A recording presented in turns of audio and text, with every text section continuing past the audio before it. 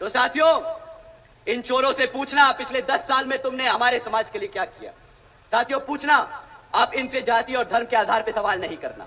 अगर हम जाति और धर्म के आधार पर कुछ सवाल कर दिए तो इलेक्शन कमीशन कल हमें बंद कर देगा, कहेगा तुम जाति और आधार के नाम पर वोट मांगने का काम कर रहे हो। परंतु आदरणीय प्रधानमंत्री जी भड़काऊ भाषण दे सकते हैं, प्रधानमंत्री जी मुसलमान और हिंदू कर सकते हैं, तब इलेक्शन कमीशन की आंखों पे पट्टी बंध जाएगी, मुंह पे टेप बंध जाएगा, तब इनके हाथ में कोई ताकत नहीं होगी। पर जब साथियों, पर जब आपका बहुजन समाज सवाल उठाता है तब इनको सारे कानून याद आ जाते हैं। कोई बात नहीं, एक समय आएगा जब गद्दी पर बहुजन समाज पार्टी की राष्ट्रीय अध्यक्ष बहन कुमारी मायावती जी प्रधानमंत्री होंगी और फिर वो कानून के आधार पर यहां पर काम करने का पूरी कोशिश करेंगी।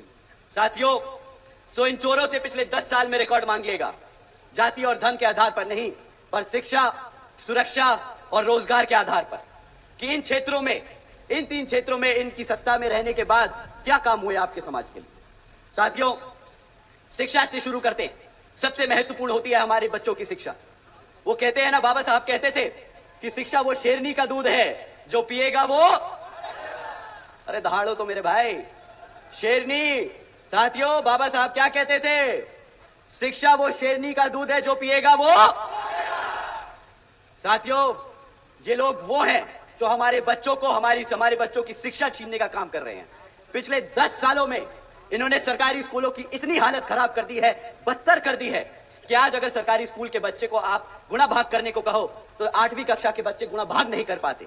और ये मैं नहीं कह रहा, ये इनकी सरकारी सर्वे बोल रहे हैं। अगर आप उनसे पूछो अंग्रेजी में 4 सेंटेंस बोल दो बच्चे, तो वो सेंटेंस अंग्रेजी में सवाल जवाब नहीं कर सकते, वो समझ नहीं पाते कि सामने वाला अंग्रेजी में बोल क्या रहा।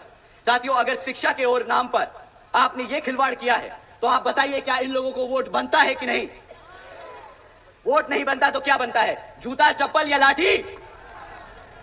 क्या तीनों मारोगे? तीनों मारोगे? ठीक है साथियों, तो एक एक जोड़ी चप्पल निकाल लीजिए, एक एक लाठी निकाल लीजिए और एक एक जूता निकाल लीजिए। वोट मांगने आए उसी हिसाब से उसे वो चप्पल, जूता और डंडा मार मार के उसको बता देना कि जो तुम लोगों ने हमारे से शिक्षा छीनी है उसके बदले तुम्हें वोट नहीं, ये डंडा मिलेगा। साथियों, शिक्षा के नाम पर इनसे जब सवाल करोगे तो ये आपको डिजिटल इंडिया की बात बताएंगे कि हमने डिजिटल इंडिया बनाया है। इंडिया में हर एक बच्चा आज कंप्यूटर पे है, वो टेक्नोलॉजी के बारे में सीख रहा है। परंतु साथियों, हकीकत ये है कि आज 65% से ज्यादा सरकारी स्कूलों में एक कंप्यूटर तक नहीं है।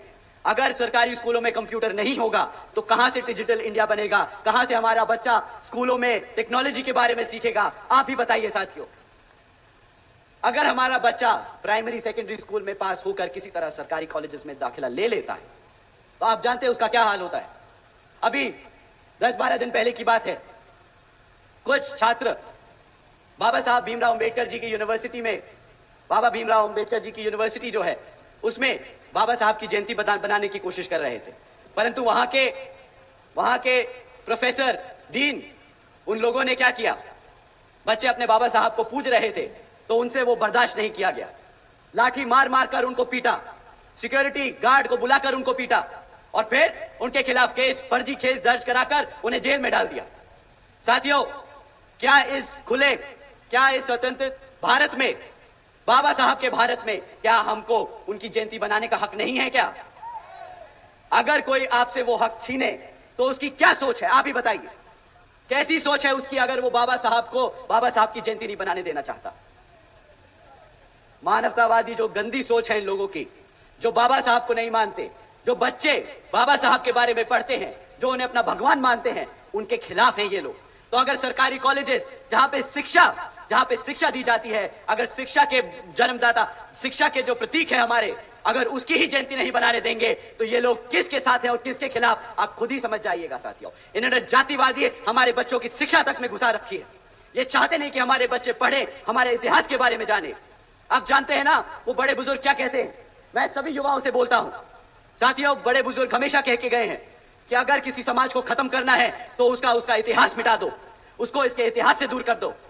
हमारे स्कूल में, हमारे कॉलेजेस में बाबा साहब का इतिहास, हम उनके बारे में पढ़ते हैं तो आज हम जानते हैं कि हमारी ताकत, हमारी शक्ति क्या है।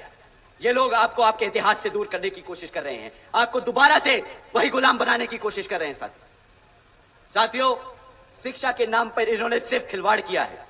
तो जब ये शिक्षा का मुद्दा उठाना हो तो बताइएगा कि जब तुमने हमारे बच्चों को बाबा साहब की जयंती नहीं बनाने दी, जब तुमने बच्चों को हमारे बच्चों को पढ़ने नहीं दिया सरकारी स्कूलों में, तो किस बात का वोट बनता है तुम्हारा?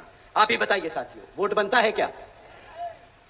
इसी क्रम में साथियों, जब आप उनसे रोजगार की बात करोगे तो सबसे बड़ा मुद्दा आपके पास है, हमारे युवा साथी झेल रहे हैं ये पेपर लीक होने का। बताइए साथियों, कौन सा महीना होता है जब पेपर लीक नहीं आता? पेपर लीक की खबरें कब नहीं आती आपको? कोई ऐसा महीना जाता है कि नहीं जाता है? बताइए, नहीं जाता ना साथियों। इन्होंने जो खिलवाड़ किया है ना आपके साथ, वो आप लोग खुद झेल रहे। हर कोई महीना ये आए खबर आती रहती है कि सिर्फ फलाना सरकारी नौकरी के लिए एग्जाम पेपर निकला था, वो बच्चे पढ़ने गए, पढ़ के उसको देकर आए और वो पेपर लीक हो गया। सरकार को बहाना मिल गया वो जॉब, वो जो भर्ती निकली थी वो कैंसिल करने का।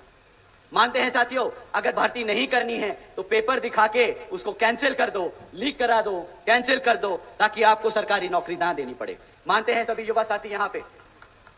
बताइए, जितने भी युवा हैं अपना हाथ उठा के बताइए कि आप मानते कि नहीं? साथियों, इनकी आपको आपकी पढ़ाई से, आपके इतिहास से, आपके आरक्षण से आपको दूर करना चाहते हैं। अब बताओ, अगर कोई सरकार, कोई पार्टी आपको आपके हकों से दूर रखे, आपको आपके इतिहास से दूर रखे, तो वो पार्टी को क्या कहेंगे आप? क्या कहेंगे आप ही बताइए? चोर, चोर कहेंगे आप ऐसी पार्टी को। साथियों,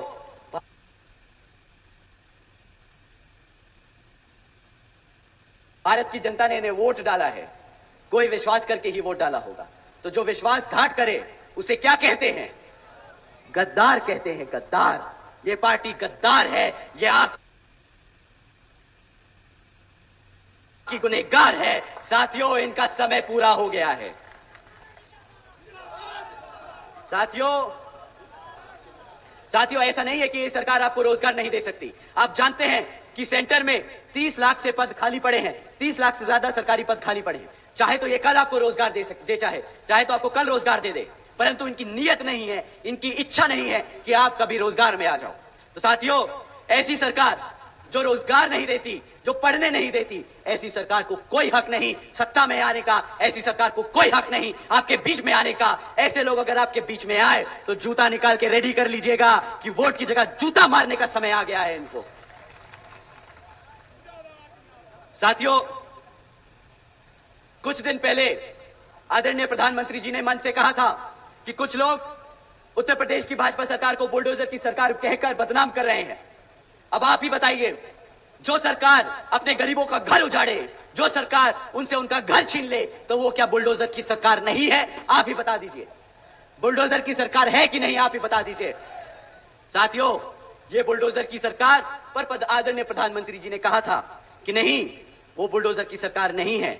तुम्हें आंखें खोलनी चाहिए और देखना चाहिए कि उत्तर प्रदेश में कितनी प्रगति हो रही है, कितना व्यापार बढ़ रहा है। तो साथियों, हमारे प्रधानमंत्री जी हैं, अगर कहेंगे आंखें खोल के देखो, तो हमने कोशिश करी, ढूंढा कि उत्तर प्रदेश में क्या चल रहा है।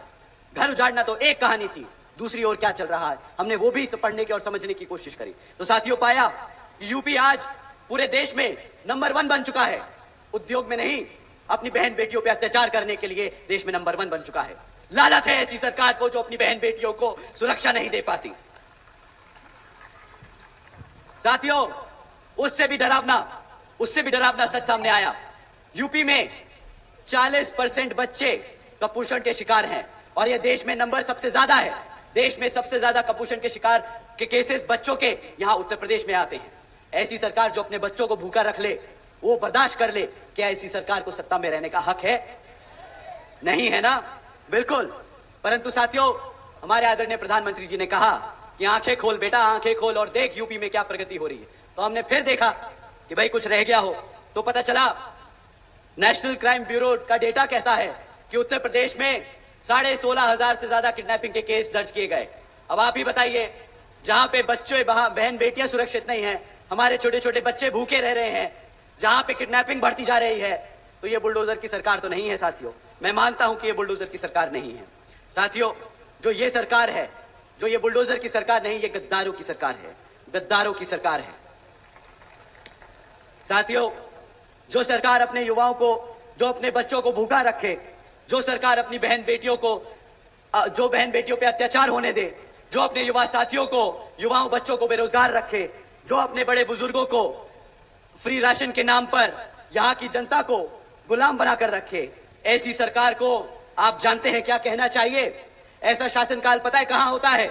जहां आतंकवादी नहीं बोलना चाहिए था। तो हम उनसे दरख्वास्त करेंगे कि यहां उतर के आके देखें और गांव-गांव में घूमें और पता करें कि यहाँ के जो बहन बेटियां हैं, जो हमारे युवा हैं, वो किस हालत में जी रहे हैं। वो खुद समझ जाएंगे कि जो हमने कहा वो गलत नहीं, वो सत्य है, वो सच है, वो हमारी आवाम आज जी रही है।